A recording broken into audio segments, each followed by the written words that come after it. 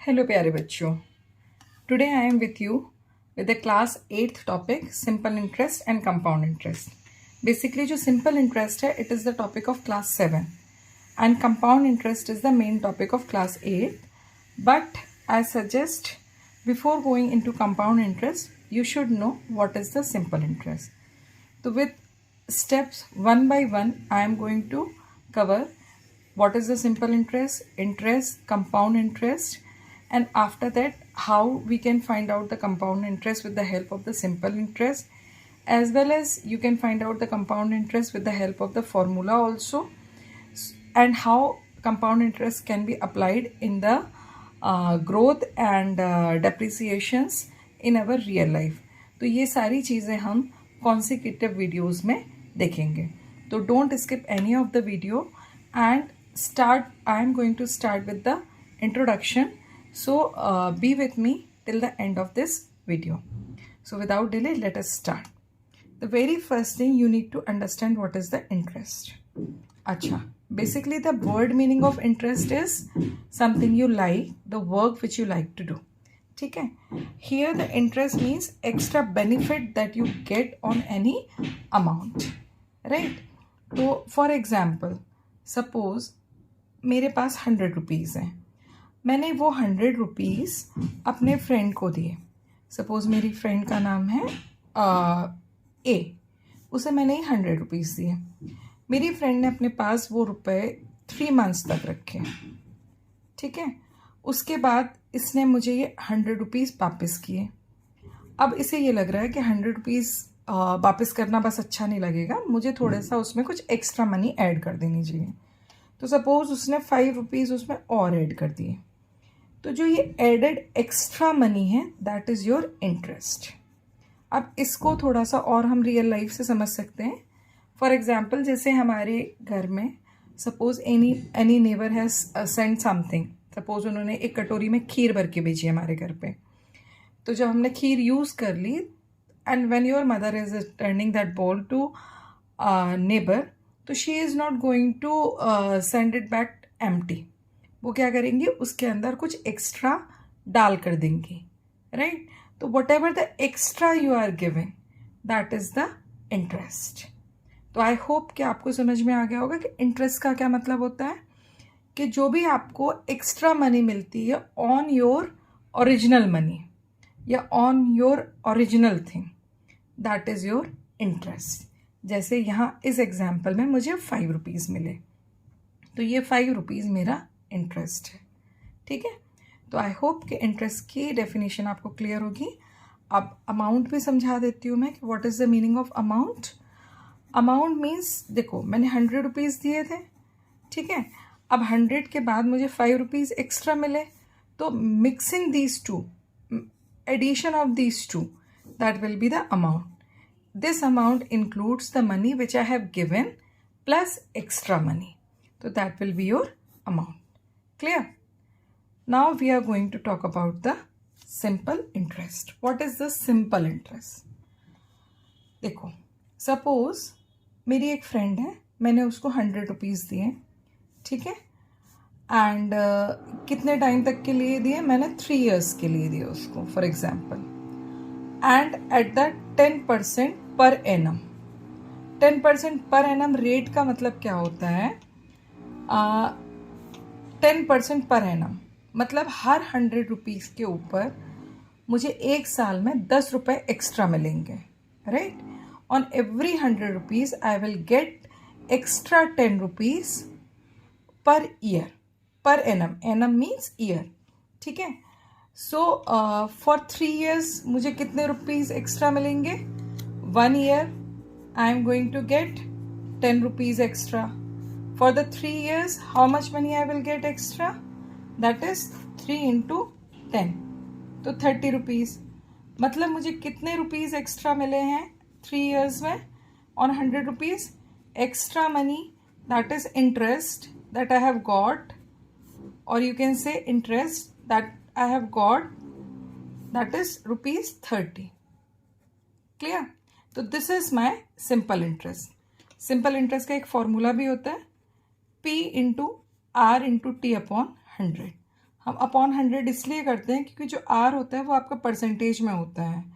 तो to remove this percentage sign I have to divided by 100। तो यहाँ पे मैंने कितने रुपए दिए थे, 100 रुपीज़ दिए थे, बोरो किए थे। What was the rate of interest, 10%। कितने सालों के लिए, 3 years के लिए, अपॉन 100। कटिंग करेंगे, what we are going to get, ₹30। So what is my simple interest, that is ₹30। अब आप एक चीज़ इसमें देखिए कि जो प्रिंसिपल है वो कॉन्टिन्यूड है 100 rupees for the 3 years। The principal is not changing every year. मतलब मैंने 100 रुपये 3 साल पहले दिए थे, तो 3 साल के लिए जो भी इंटरेस्ट कैलकुलेट होगा वो सिर्फ 100 रुपये के ऊपर ही कैलकुलेट होगा।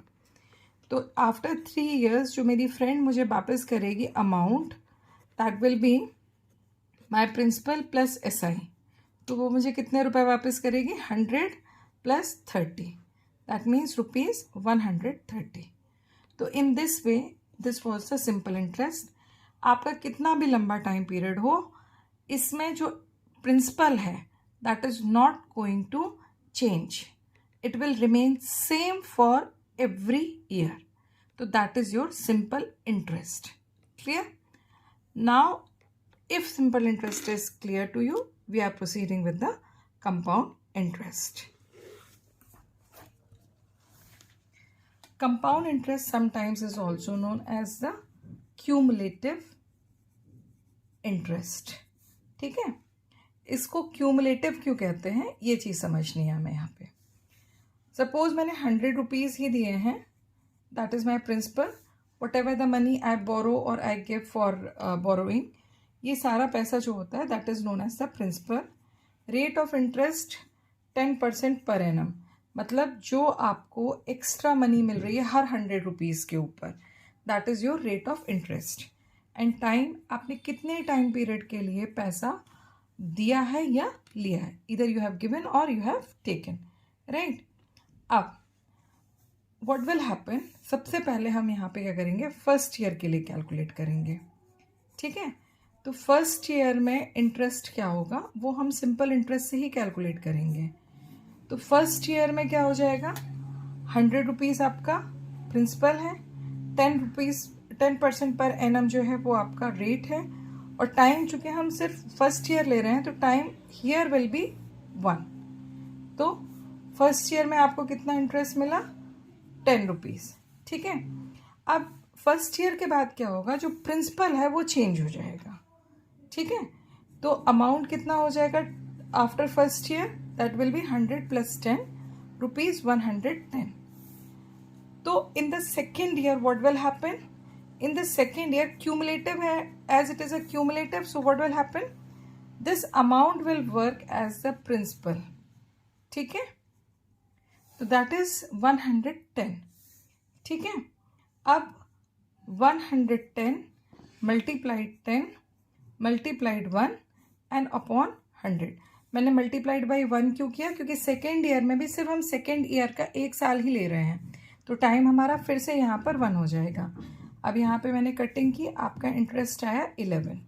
ठीक है, अब आपके पास सेकेंड ईयर के बाद अमाउंट क्या हो जाएगा, amount after second year it will be 110, क्योंकि प्रिंसिपल हमारे पास क्या था, 110 प्लस 11, तो ये कितना हो जाएगा आपके पास, 121, राइट।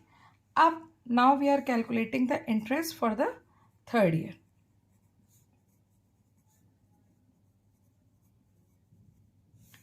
तो यहाँ पर जो प्रिंसिपल है दैट विल बी 121, रेट आपका वही 10% ही रहेगा, एंड टाइम यहाँ पर 1 ईयर ही रहेगा, क्योंकि हम केवल थर्ड ईयर के लिए कैलकुलेट कर रहे हैं। तो यहाँ पे SI कितना हो जाएगा आपका, 121 इंटू 10 अपॉन 100 इंटू 1। तो this and this will calculate, for the interest you will get 12.10। ठीक है, अब यहाँ पर आपके पास अमाउंट क्या आ जाएगा, amount after third year,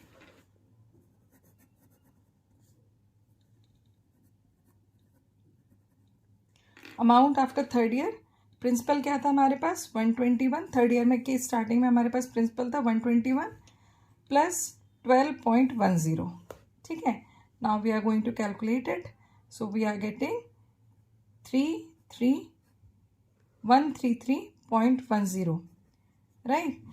Now if I compare, अब यहाँ पर यदि हम कंपाउंड इंटरेस्ट की बात करें तो यहाँ पे जो आपका कंपाउंड इंटरेस्ट है, फाइनल आपको अमाउंट ये मिल रहा है.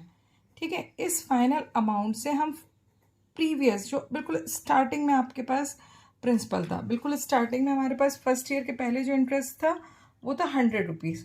That I am going to subtract. तो what we are going to get ₹33.10. तो अब आप यहाँ पर देखो कि cumulative interest is more, compound interest is more as compare to simple interest. हमने सेम अमाउंट लिया है, सेम प्रिंसिपल लिया है, सेम आपने टाइम पीरियड लिया है, सेम रेट ऑफ इंटरेस्ट लिया है. बट जो कंपाउंड इंटरेस्ट है, in the compound interest the principal changes after every 1 year. यदि आपका रेट ऑफ इंटरेस्ट जो है वो आपका पर एनम है तो हर 1 साल में आपका प्रिंसिपल चेंज होगा. If rate of interest half yearly है तो हर 6 महीने के बाद प्रिंसिपल चेंज होगा. If rate of interest is quarterly तो after every 3 month the principal will change. ठीक है. With the different questions we will see, but I hope कि basic definition of compound interest is clear to all of you. Now in the next videos I will take more problems on compound interest which will be little tougher and tricky. Compound interest या simple interest में problem कुछ भी नहीं है, बहुत easy है. सिर्फ आपको लैंग्वेज समझनी है. बाकी इसमें एडिशन, सब्ट्रैक्शन, मल्टीप्लिकेशन और डिवीजन, कोई इसके अलावा कुछ भी एक्स्ट्रा नहीं है. You need to understand what the question is asking for. So we will do the practice for more questions. We will learn how to find out the compound interest with the help of the formula and without help of the direct formula of compound interest. मतलब simple interest से भी आप compound interest को find out कर सकते हो. तो keep liking my channel, stay tuned with me, subscribe my channel for further videos on this topic. Till then keep practicing. Good luck.